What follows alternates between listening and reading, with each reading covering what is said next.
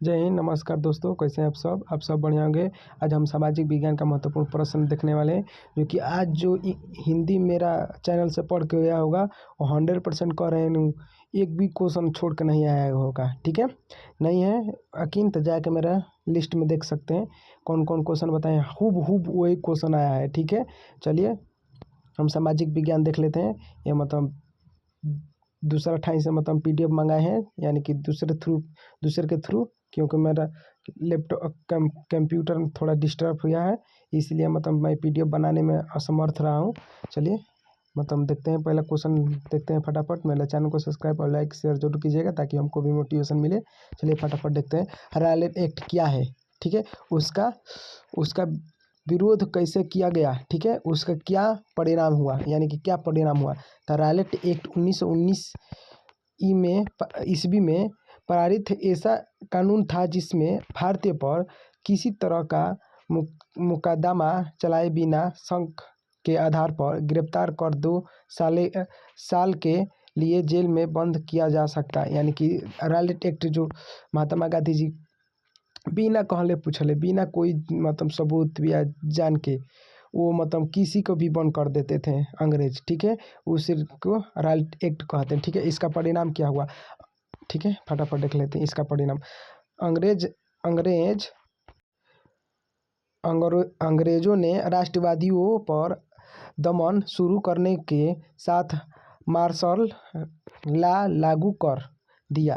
13 अप्रैल जो कि जलियांवाला बाग हत्याकांड 13 अप्रैल 1919 ईस्वी में हुआ था ना, उसी को। ठीक है, 13 अप्रैल को जलियांवाला बाग हत्याकांड हुआ। ठीक है, फिर और देख लेते हैं फटाफट विरोध, यानी कि विरोध देख लेते हैं फटाफट। ठीक है, चलिए देख लेते हैं विरोध में। भारत के लोक द्वारा रॉयलेट एक्ट का विरोध निम्न प्रकार से किया गया, जैसे कि विभिन्न शहरों में रैली जुलूसों का आयोजन, यानी कि रैली और मतलब जुलूसों का आयोजन किया गया। ठीक है, रेलवे मतलब प्लेटफार्म या मतलब रेलवे वर्कर्स साहब के कामगार, यानी कि जो काम करते थे, हड़ताल पर चले गए। यानी कि जो कार्य करते हैं ना, जो रेलवे के, वो हड़ताल पर चले गए। ठीक है, और फटाफट देख लें, कई शहरों में दुकानदारों ने दुकान बंद करके अपना विरोध जताया। ठीक है, और देख लेते हैं फटाफट दूसरा क्वेश्चन देखते हैं। महात्मा गांधी द्वारा चलाए गए किन्हीं 3 आंदोलन के बारे में लिखिए। ये 100% कह रहे हैं क्वेश्चन आएगा।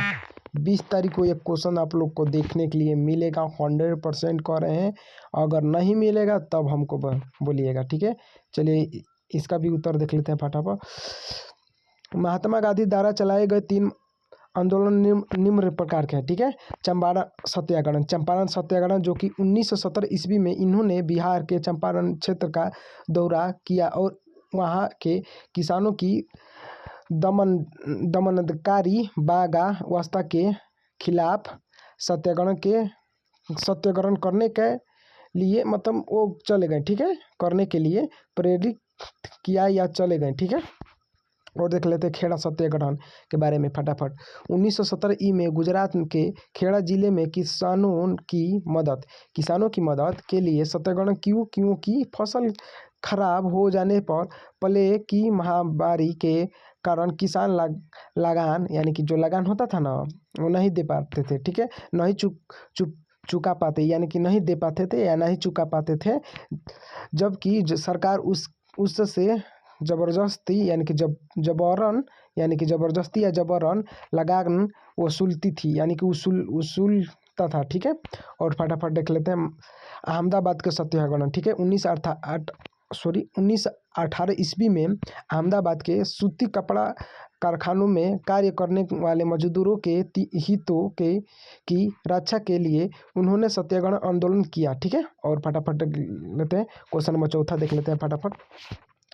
तीसरा देखिए, भू संरक्षण से आप क्या समझते हैं, यानी कि भू जो हमारे मिट्टी होता है ना, उसको संरक्षण यानी कि उसका रक्षा से आप क्या समझते हैं। ठीक है, इसे रोकने के लिए कोई 4 उपाय लिखिए ना, कोई अपने आप विचार एक उपाय लिख सकते हैं, ये भी क्वेश्चन आएगा। ठीक है, फटाफट देख लेते हैं। भू संरक्षण का अर्थ, मिट्टी का कटाव का अर्थ है भूमि की उर्वर शक्ति का नष्ट होना। ठीक है, दूसरों शब्दों में मिट्टी की ऊपरी परत के कोमल और उपजाऊ कणों को प्राकृतिक कारकों जल, नदी, वर्षा, वायु द्वारा एक स्थान से हटाया जाना ही भूमि की शीघ्र वजन और बना देता है। ठीक है, भारत के लगभग 1/4 कृषि भूमि कटाव से प्रभावित है। यानी कि जो भूमि के कटाव होता है, जो कि नदियाँ हमारे आते हैं और हमारे मिट्टी काट काट के लेके जाते हैं, उसी को भू संरक्षण कहते हैं। ठीक है, हमारे मिट्टी की सुरक्षा करना हम लोग का एक कर्तव्य है। ठीक है, कर्तव्य है, हम लोग का करना चाहिए। ठीक है, ताकि हम लोग का संतुलन बना रहे। ठीक है, और फटाफट देख लेते हैं भू संरक्षण के रोकने का उपाय, यानी कि उपाय उसका देख लेते हैं फटाफट। इसके निम्न निम्न प्रकार का उपाय है। ठीक है, और फटाफट देख लेते हैं वनरोपण, यानी कि वन, यानी कि जो पेड़ पौधे होते हैं उसे लगाना ही हम लोग के चाहिए। ठीक है, या काफ़ी मात्रा में पेड़ लगाने से मृदा पर अपमर्दन की प्रक्रिया मैंने रोका जा सकता है। ठीक है, जो कि मृदा मतलब जो मिट्टी के कटाव होता है ना, उसी को मृदा बोलते हैं। ठीक है, और फटाफट देख लेते हैं खेतों में मिट्टी बनाने से मृदा अपमर्दन कम होता है। ठीक है, नदियों पर बांध बनाकर जल के वेन को कम करने के मृदा अपमर्दन का रोकना जा सकता है। ठीक है, जो कि मिट्टी जो गंगा मतलब आती है नदी, या बिहार के जो शोक नदी कोसी होती है, वो आती है और कहीं पर भी हवा बहावा ले जाती है। ठीक है, उस ससुरी के ई ना पता चलेला कि उ केने से आइला केने लेके गोइल, कोनो पता नहीं के चला। जवनिया एगो गाँव बा बिहार में, ओकरा के एकदम पूरा साफ कर दिहलस। बताओ, करे के चाही तो वही मतलब उसको रोकना ही चाहिए। ठीक है, और देख लेते हैं फटाफट पशुचारण पर प्रतिबंध लगाकर तथा कृषि प्रणाली में सुधार करके भी मृदा अपमर्दन की नियंत्रण किया जा सकता है। ठीक है, क्वेश्चन नंबर 4 देख लेते हैं फटाफट।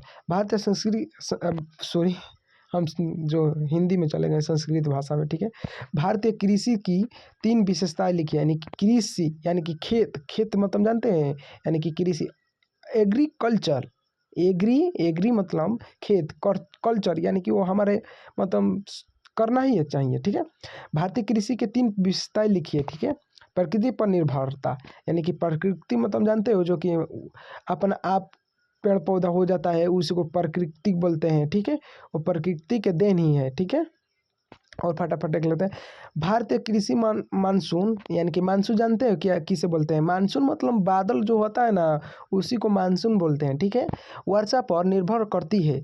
यह कारण है कि वर्षा पर निर्भरता भारतीय कृषि को सर्वाधिक प्रभावित करती है। जिस वर्षा मानसून वर्षा नियंत्रण होती है, कृषि उत्पादन में श्रेष्ठ मात्रा में प्राप्त होता है। ठीक है, और फटाफट देख लेते हैं कृषि का निम्न उत्पादकता, यानी कि उत्पादक मतलब जानते हैं, एगो बीज गेहूं के छिटनी आ में से एगो जामल और में से निकल कोई गो बीज, उसी को उत्पादकता बोलते हैं। ठीक है, फटाफट देख लेते हैं। और भारत में कृषि उपजाऊ की प्रति हेक्टर, यानी हेक्टर मतलब जानते हैं, जो कि जमीन को बोला जाता है, जो कि हमारे खेत होता है ना, हेक्टर में होता है। 100 हेक्टर, 1 हेक्टर, 10 हेक्टर, 12 हेक्टर। ठीक है, उत्पादन अपेक्षाकृत अन्य देशों से कम है। ठीक है, प्रति श्रमिक की दृष्टि से भारत में कृषि श्रमिक की औसत वार्षिक उत्पादन केवल $105 है, यानी कि $105 है। $1 में हमारे इंडिया का 84 रुपया होता है। ठीक है, और फटाफट देख लेते हैं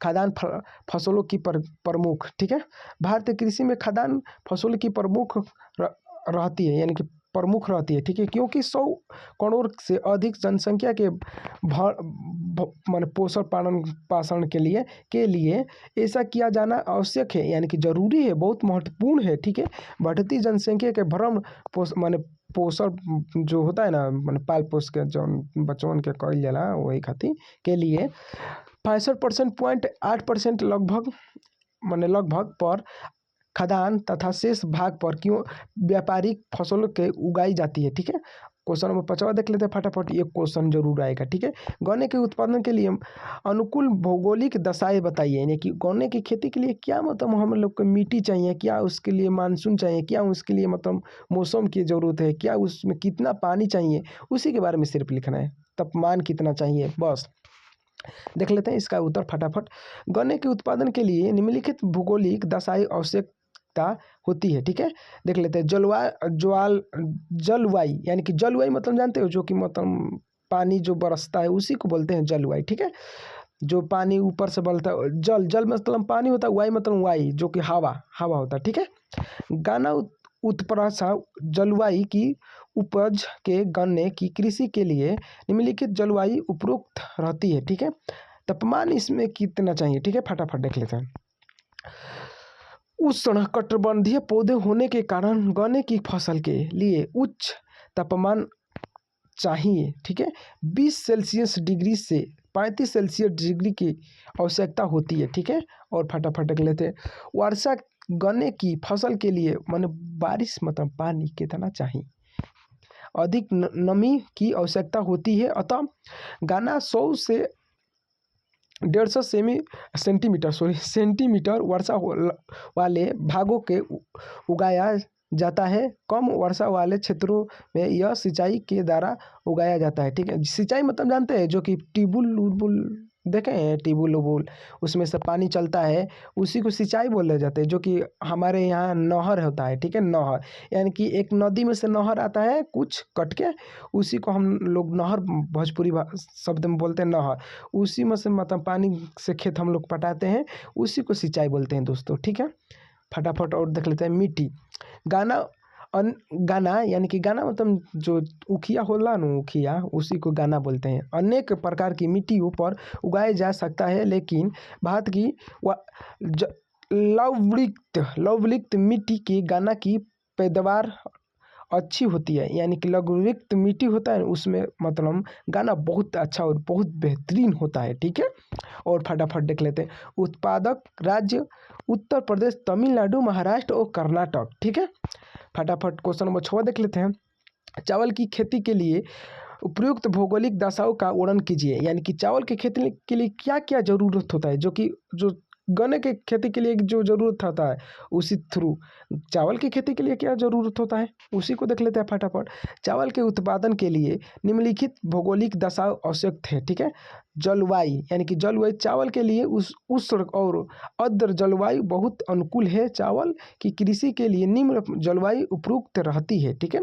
तापमान इसमें कितना चाहिए, 25 सेल्सियस डिग्री चाहिए, ठीक है। और वर्षा कितना चाहिए, 100 सेंटीमीटर से अधिक होना चाहिए। कम वर्षा वाले क्षेत्रों में सिंचाई के द्वारा उगाई जाती है। जो सिंचाई हम समझा चुके हैं, सिंचाई किसे कहते हैं। सिंचाई मतलब नहर जो या ट्यूबवेल होता है, जो पानी चलाया जाता है उसी को सिंचाई बोला जाता है, ठीक है। जो कि प्रकृति के द्वारा नहीं होता है, वो हम लोग का खुद मतलब फिजिकल होता है, मतलब हम लोग का खुद थ्रू होता है, हमारे थ्रू होता है, ठीक है। और फटाफट देख लेते हैं। उत्पादन राज्य चावल में मतलब चावल की खेती कौन कौन सा राज्य में सबसे अधिक होता है। चावल की अधिकतम पश्चिम बंगाल, उत्तर प्रदेश उत्तराखंड सॉरी बोल दिए थे, उत्तर प्रदेश, पंजाब और हरियाणा के क्षेत्रों में अधिक होता है, ठीक है। फटाफट क्वेश्चन नंबर 7 देख लेते हैं। गेहूं की खेती के लिए अनुकूल भौगोलिक दशाएं लिखिए, यानी कि अनुकूल भौगोलिक दिशाएं लिखिए, ठीक है। चावल के उत्पादन के लिए निम्नलिखित भौगोलिक दशाएं आवश्यक है, ठीक है। जलवायु यानी कि जो गेहूं के जो चावल जो गन्ना उसी तरह गेहूं की खेती के लिए अरे कुछ नहीं है, सामाजिक विज्ञान में कुछ नहीं है। अगर मेरा थ्रू जाएंगे ना तो 100% करें, 70 में 70 मार्क्स लाकर ही रहेंगे, ठीक है। नहीं यकीन है तो जाके हिंदी के मेरा देख लीजिए, हिंदी में कितना मतलब हूबहू मेरा क्वेश्चन पूछा गया है दोस्तों, हूबहू। कहे ना मित्रता पाठ से आएगा, आचार्य रामचंद्र शुक्ल जी का आएगा, बोले थे ना, देखिए आया है, ठीक है। चलिए फटाफट देख लेते हैं। चावल के उत्पादन के लिए निम्नलिखित भौगोलिक दशाएं आवश्यक है, ठीक है। जलवायु यानी कि गेहूं के लिए ठंडी और शुष्क जलवायु बहुत अनुकूल है। गेहूं की कृषि के लिए निम्न जलवायु उपयुक्त रहती है, यानी कि शीत होता है, शीत जरूरी होता है, ठीक है। पानी उसको मतलब ठंडा मौसम में होता है। ई ना कि मतलब गेहूं बोलनी चैत में, वो तो ससुरा जर के राखिए हो जाई। हाँ, अब फिर गेहूं बोनी बारिश में, वो तो ससुरा मतलब सौर जाई, एकदम सौर जाई। इसीलिए वो ठंडी में मतलब होता है, ठंडी और शुक्ल जलवायु में होता है, ठीक है। और इसका तापमान कितना होना चाहिए, गेहूं उगाने के लिए तापमान 14 सेल्सियस से 18 सेल्सियस डिग्री लगभग होना चाहिए। वर्षा इसमें 50 से 75 सेंटीमीटर होना चाहिए, ठीक है। और फटाफट देख लेते हैं। मिट्टी यानी कि मिट्टी इसमें दामोदर उपजाऊ मिट्टी इसके लिए उपयुक्त मानी जाती है। दामोदर मिट्टी जो कि हमारे यहाँ, जो कि हम बलिया जिला के रहने वाले, हमारे यहाँ बहुत दामोदर मिट्टी पाई जाती है। बांगर मिट्टी भी पाई जाती है और उष्णकटिबंधीय भी मतलब मौसम भी हमारे यहाँ पाया जाता है। ठीक है, और फटाफट कर लेते हैं। उत्पादन राज्य गेहूँ, यानी कि उत्पादन राज्य गेहूँ, सॉरी ये गेहूँ कहाँ, सॉरी गेहूँ है। ठीक है, अधिकतर बिहार, उत्तर प्रदेश, पंजाब और हरियाणा के क्षेत्र में अधिक मतलब गेहूँ पाया जाता है। ठीक है, क्वेश्चन नंबर 8वां देख लेते हैं। ऊर्जा के परंपरागत तथा गैर परंपरागत स्रोत के बीच अंतर स्पष्ट कीजिए, यानी कि उसमें अंतर बताना है सिर्फ। ठीक है, देख लेते हैं फटाफट इसका उत्तर। ऊर्जा के परंपरागत स्रोत कोयला, तेल और प्राकृतिक गैस से उत्पादन की गई ताप विद्युत, जल विद्युत और परमाणु शक्ति आदि ऊर्जा के परंपरागत स्रोत है। यानी कि जो कोयला से, जल से, पानी से हमारे विद्युत जो हमने लोग जो देख रहे हैं, मोबाइल चला रहे हैं, वो लाइनिया में खस के चार्ज में हम लोग लगा रहे हैं, वो हमारे की परंपरागत की ही देन है। ठीक है, जो कि कोयला से हम लोग बिजली प्राप्त करते हैं, टरबाइन में जाता है। ठीक है, तो बिजली हम लोग प्राप्त करते हैं, उसी के बारे में लिखना है। ठीक है, ऊर्जा और गैर परागत, यानी कि गैर गैर मतलब जानते हैं, यानी कि हम लोग कोई दोस्त होता है वो गैर होता है, तो कोई कोई गैर होता है तो वो अपना हो जाता है कभी कभी, उसी प्रकार से लिखना है। ठीक है, सूर्य, वायु, ज्वार भाट, जियो थर्मल आदि ऊर्जा के गैर परंपरागत संसाधन है। यानी कि सूर्य गैर परंपरागत संसाधन, वायु भी है। ज्वार भाट जानते हैं क्या होते हैं, जो कि नदिया में जो बड़े बड़े नदियाँ समुद्र में जो ज्वार भाट आते हैं ना, जो पनिया लहर मारता है, उसी को ज्वार भाट बोला जाते हैं दोस्तों। अगर आप ग्रेजुएशन में बीए में जाएंगे ना, तो ज्वार भाट आप लोग का जियोग्राफी में फर्स्ट सेमेस्टर में देखने के लिए मिलेगा। ठीक है, फटाफट और क्वेश्चन नंबर 9 देख लेते हैं। सत्य की समझदारी क्यों जरूरी है, यानी कि सत्य, यानी कि जो सच बोल रहे हैं, हम जो सच बोल रहे हैं ना, उसी को सत्य की समझदारी क्यों जरूरत है। एक तर्क लिखिए, यानी कि एक तर्क लिखिए, यानी कि एक माइंड में अपना सोच के बताइए कि ये क्यों जरूरी है। ठीक है, फटाफट देख लेते हैं ये क्यों जरूरी है। सत्य की समझदारी जरूरी है क्योंकि विभिन्न सामाजिक समूझे के बीच टकराव का मदेसा कम हो जाता है। यह सामाजिक समूह टकराव, हिंसा और राजनीतिक असमंजस का रूप ले लेती है। ठीक है, इसलिए सत्ता मतलब जानते हैं, जो कि मतलब माननीय हमारे मुख्यमंत्री योगी आदित्यनाथ या कोई भी मतलब सत्ता, वो सब मतलब राजनीतिक क्षेत्र में सत्ता ही बोला जाता है। ठीक है, सत्ता ही होता है। ठीक है, हिंसा दे देना राजनीतिक व्यवस्था के अस्थायी के लिए सस्ताई के लिए अच्छा है। बहुमूल्य समुदाय की इच्छा को बाकी सभी पर घुपाना देश की अखंडता के लिए घातक हो सकता है। ठीक है, इसलिए सत्ता की समझदारी जरूरी है, यानी कि सत्ता की समझदारी जरूरी है। अगर हम लोग मतलब कोई ऐसा मतलब छात्र नेता चुन लेते हैं ना, जो हमारे लिए मतलब क्या ही बताए। ये बताइए, बिहार में एक मतलब गेट बना है, बताइए, पता नहीं कहीं कितना 100 करोड़ के बना है, बताइए उतना में तो हमारा सरवा कितना बिल्डिंग तैयार हो जाता है। ससुरा मतलब ये नहीं पता है कि कितना वो लोग मतलब घोटाला करते हैं ये नेतावा सब, कि क्या हम बताइए आप लोग की, तुम लोग के लिए मैं क्या ही बताऊं। चलिए और फटाफट देख लेते हैं। क्वेश्चन नंबर 10वां, संघवाद क्या है। संघवाद यानी कि संघवाद क्या है, इसके प्रमुख विशेषताएं लिखिए। ये 100% आएगा संघवाद। ठीक है, चलिए देख लेते हैं संघवाद। संघवाद सरकार का एक प्ररूप है जिसमें सर्वोच्च सत्ता, केंद्रीय अधिकार और उनकी विभिन्नता अनुसंगित इकाइयों के बीच बट जाती है। ठीक है, संघवाद की प्रमुख विशेषताएं। संघवाद की प्रमुख विशेषताएं निम्नलिखित है। यह सरकार 2 था अधिक सत्रों वाली होती है। ठीक है, अलग अलग सत्र की सरकारों एक ही नागरिक समूह पर शासन करती है। ठीक है, करती है पर कानून बनाते हैं। कर वसूल करने का अपमान 2 अधिकार क्षेत्र है। ठीक है, संघवाद मतलब जानते हैं, जो कि अभी भी हमारे जो केंद्र मंत्री है ना, जो कि माननीय हमारे नरेंद्र मोदी, वो संघवाद ही के मंत्री है। ठीक है, एकता है, जो कि मतलब नायडू जी और यहाँ से मतलब पलटू चाचा ने मतलब संघवाद मतलब किए हैं, तभी उनका सत्ता बना है। नहीं तो अगर पलटू चाचा पलटल प्लस में वो क्या बोलते हैं नायडू जी, तो गोयल सरकार तो गोयल।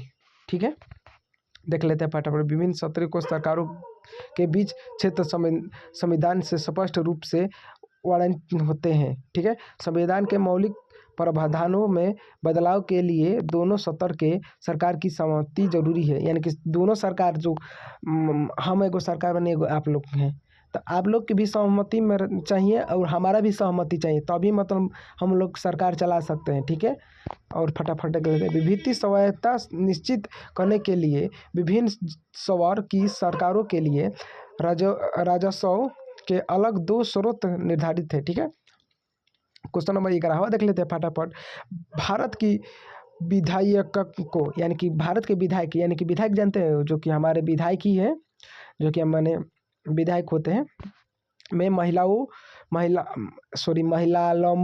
के प्रतिनिधियों की स्थिति क्या है। यानी कि महिला जो होती है ना, माने महिला मतलब जो औरतें होती है, उसी का माने विधायकों में क्या मतलब वो देन है, क्या प्रकृति है, क्या उन लोग का मतलब देन है कि हमारे मतलब भारत में। चलिए फटाफट देख लेते हैं। भारत की विधायकों में महिला प्रतिनिधियों का अनुपात बहुत ही कम है। जैसे कि 2013 के लोकसभा में महिला सांसदों की जनसंख्या पहली बार 14.36% तक ही पहुंची है। राज्यों की विधानसभाओं में उनका प्रतिनिधित्व 5% से भी कम है। यानी कि 5% से भी कम है। महिला मतलब बहुत कम विधायक बनी है। ठीक है, सबसे जास्ती मतलब मर्द विधायक हैं। ठीक है, लेकिन मर्द तुम मतलब एकदम बेकाम के मर्द हो तुम। ठीक है, जो आप लोग सच्चे मतलब काम नहीं करते हो, घोटाला इतना तुम लोग करते हो, तुम लोग का मतलब क्या ही मतलब बोलो, तुम लोग विधायक लायक नहीं हो। तुम लोग बड़े बड़े रेस्टोरेंट, बड़े बड़े मतलब होटल अपने नाम से खोले हो, नहीं यकीन है ना, तो जाके कोई भी विधायक है उनसे कहिएगा ना, तो मेरा मतलब एक मुझे कॉलोनी दे दीजिए ना, नहीं देगा वो, जूता से तुमको मारेगा, जूता से।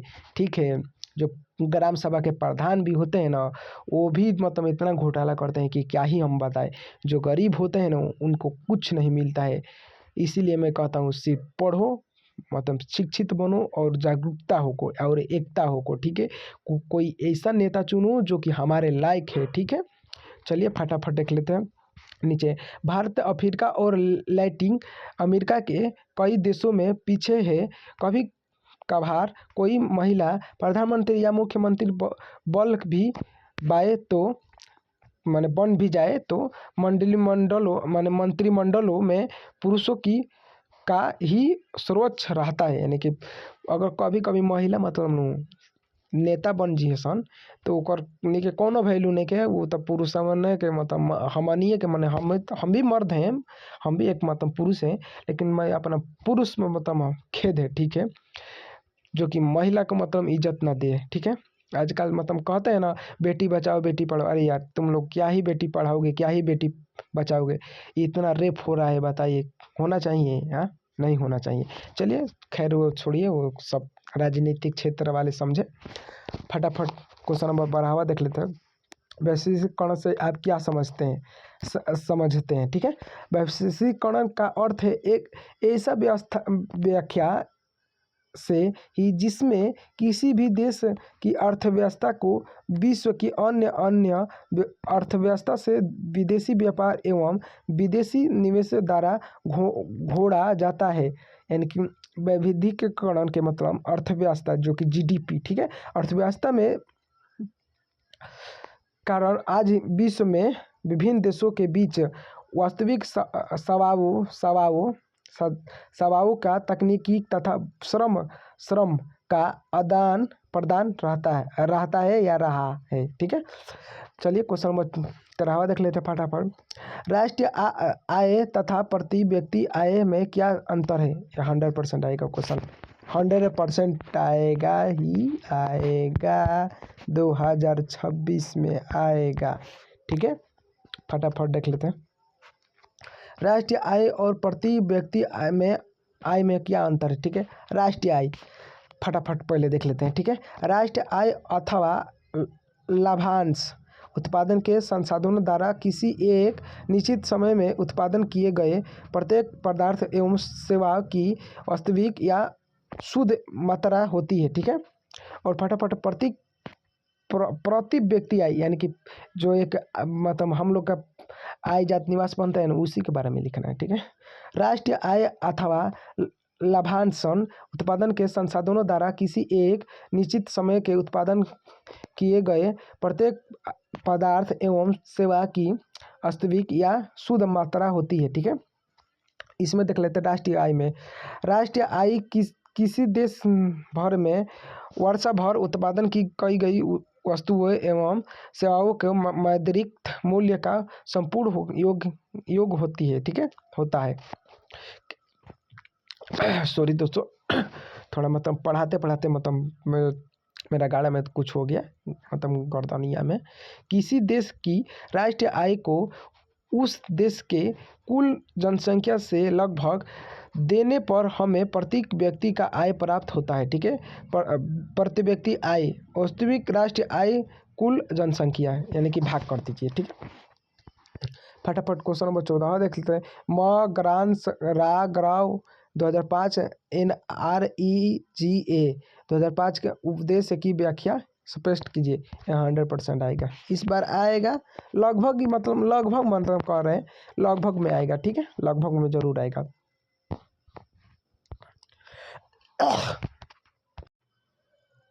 चलिए फटाफट देख लेते हैं। सॉरी दोस्तों, इसका केंद्र सरकार भारत के लगभग 625 जिलों में कम का अधिकार लागू करने के लिए एक कानून बनाया है। इससे महात्मा गांधी राष्ट्रीय ग्रामीण रोजगार गारंटी अधिनियम 2005 के नाम से जाना जाता है। ठीक है, इस प्रमुख उद्देश्य निम्न है। ठीक है, और फटाफट देख लेते हैं। उन सभी लोगों को यह काम करने में सक्षम है उन्हें काम की जरूरत है को सरकार द्वारा वर्ष 100 दिन के रोजगार गारंटी दी जाती है। ठीक है, यह मतलब एक योजना है। ठीक है, NREGA एक योजना है। ठीक है, जो कि केंद्र सरकार द्वारा चलाया गया है। ठीक है, यदि सरकार रोजगार उपलब्ध कराने में असफल रहती है तो वह लोगों को बेरोजगारी भत्ता देगी, यानी कि वो पैसा मतलब देगी। जो स्कॉलरशिप हम लोग का आता है ना, उसी थ्रू मतलब जो मतलब बेरोजगार रहेंगे ना, उसको मतलब भत्ता देगी, उन लोग का स्कॉलरशिप देगी, सब तरह समझ लीजिए। ठीक है, लगे उत्तरी क्वेश्चन अब देख लेते हैं फटाफट, जो कि लंबा आता है। ठीक है, फटाफट देख लेते हैं। देखिए, नमक सत्याग्रह क्यों प्रारंभ किया गया था? 100% आएगा, ये लगभग में नहीं है, ये 100% आएगा। ठीक है, देख लेते हैं। नमक सत्याग्रह क्यों प्रारंभ किया गया था, उसका स्पष्ट मतलब विवरण कीजिए। ठीक है, इसका उत्तर देख लेते हैं। 31 जनवरी 1930 को गांधी जी ने ओसराय इरविन को एकता पत्र लिखे। इस पत्र में उन्होंने 11 मांगों का उल्लेख किया। इन मांगों के जरिए वह समाज यानी कि समाज के सभी वर्षों को जोड़ना चाहते थे। इनमें सबसे महत्वपूर्ण मांग नमक कर को खत्म करने के बारे में थी। ठीक है, नमक का अमीर गरीब सभी इस्तेमाल करते थे, यानी कि अमीर भी नमक के इस्तेमाल करता है, गरीब भी इस्तेमाल करता है, हम भी खाते हैं। क्या है मतलब धनी जो होगा वो मतलब सोना खाएगा, हम लोग मतलब अनाज खाएंगे। अरे वो भी अनाज खाता है, बेवकूफ़ बुर्बक। ठीक है, वो भी अनाज खाता है। ठीक है, हम भी अनाज खाते हैं, वो भी अनाज खाता है। ठीक है, एक अविभाज्य हिस्सा था, इसलिए नमक पर कर को गांधी जी ने ब्रिटिश सरकार का सबसे दमदानात्मक पहलू बताए थे। ठीक है, महात्मा गांधी का यह पत्र चेतावनी की तरह था, यानी कि एक पत्र मतलब लिखे थे जिसका मतलब नमक सत्याग्रह था, जो कि मतलब वो चेतावनी था। इन्होंने लिखा था कि 11 मार्च तक इन मांगों को नहीं मान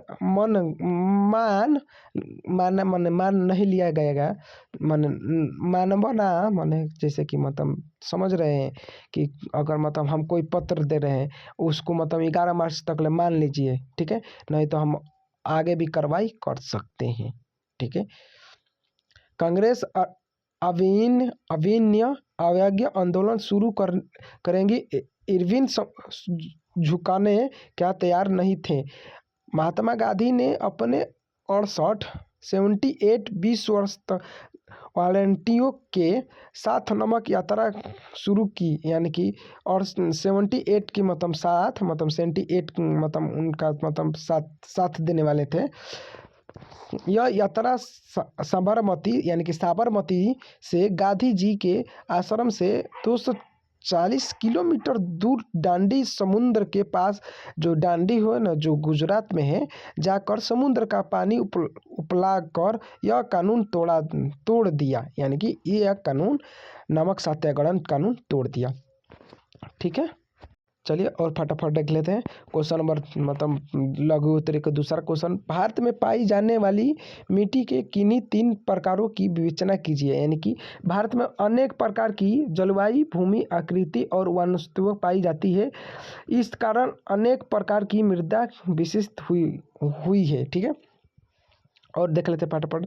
जलोढ़ मिट्टी भारत का महत्वपूर्ण उत्तरी मैदान बालोदी यानी कि बलोदी महान से बना है। ठीक है, यह मृदा हिमालय के 3 महत्वपूर्ण नदी यात्रोसिंह, मुंग, गंगा और ब्रह्मपुत्र नदियों हरा लाए गए निपेक्षणों से बनी है।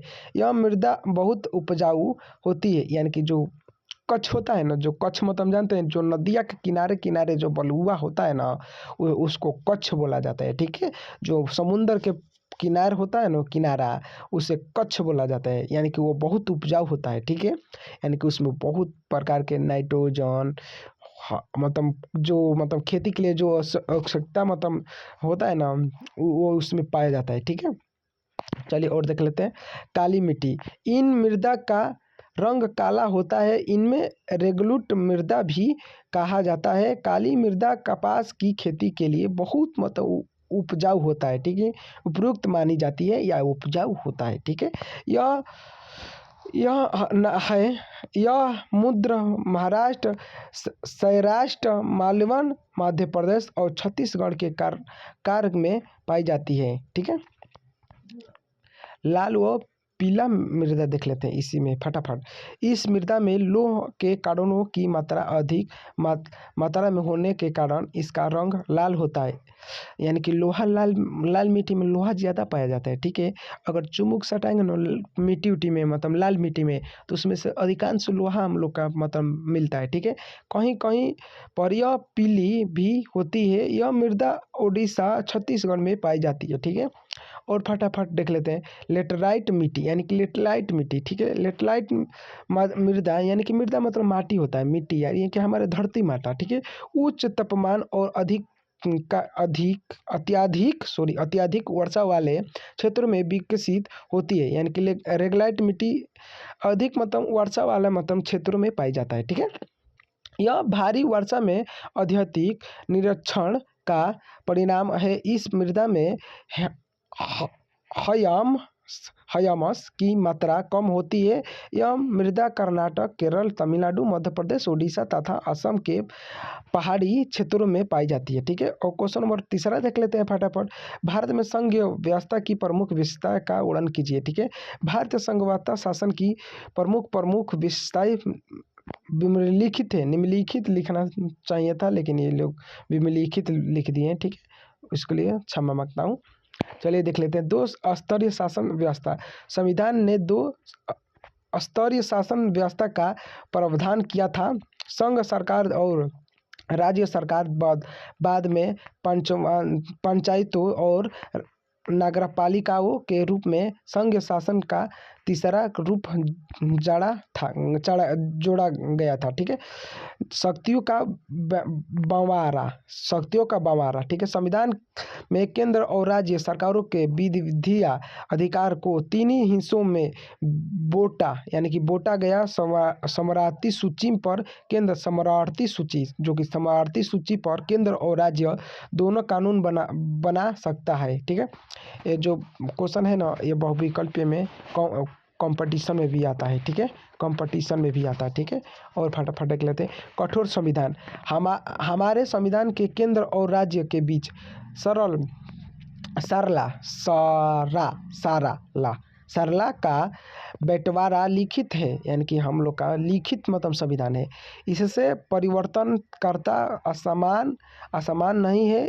के लिए सांसद के दोनों सदनों में 2/3 बहुमत से प्रस्ताव पास करने में कम से कम आधे राज्यों की विधानसभाओं से उसे मंजूरी जरूरत होता है। ठीक है, अगर कोई कानून मतलब बनाना है ना, तो मतलब 1/3 मतलब दोनों सदनों से तिहाई मतलब 2/3 मतलब सदनों का पारित होना चाहिए। ठीक है, सहमत होना चाहिए। शक्तियों का शाली नगरपालिका, ठीक है, संघात्मक शासन के व्यवपालिका की महत्वपूर्ण होती है। भारत में शक्तियों के बंटवारे में संबंधित कोई विविधता होने की स्थिति में फैसला उच्च न्यायालय और सर्वोच्च न्यायालय ही होता है। ठीक है, राज्यों का अपना संविधान नहीं है। भारतीय संघ के सारे राज्यों के बराबर अधिक नहीं है। भारत के राज्यों के अपने संविधान नहीं है। ठीक है,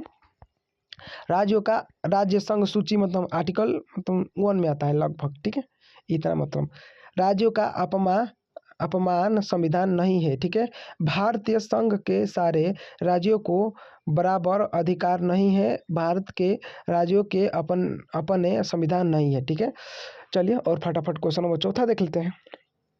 लोकतंत्र की किन्हीं 3 लाभों का उल्लेख कीजिए। ठीक है, लोकतंत्र यानी कि लोकतंत्र क्या होता है, चलिए हम लोग फटाफट देख ले। लोकतंत्र व्यवस्था उदारदिक जिम्मेदारी और वैध सरकार का गठन करती है। निम्नलिखित तत्वों से इसे समझा जा सकता है स्वतंत्र और निष्पक्ष चुनाव। ठीक है, चुनाव सभी लोकतंत्र देशों में एकता निश्चित अवधि के बाद चुनाव कराए जाते हैं। यह चुनाव निष्पक्ष होते हैं। सभी बादल स्वस्थ रूप में अपने उम्मीदवार को खड़ा करते हैं और समझदारी अपना स्वतंत्र इच्छुक अनुसार किसी को भी चुन सकते हैं। ठीक है, चलिए इसका स्क्रीनशॉट मार लीजिए। ठीक है, क्वेश्चन नंबर 5 देख लेते हैं फटाफट। उपभोक्ता के अधिकारों की व्याख्या कीजिए। उपभोक्ता मतलब जानते हैं, अगर कोई भी जाता है। ठीक है, सॉरी दोस्तों।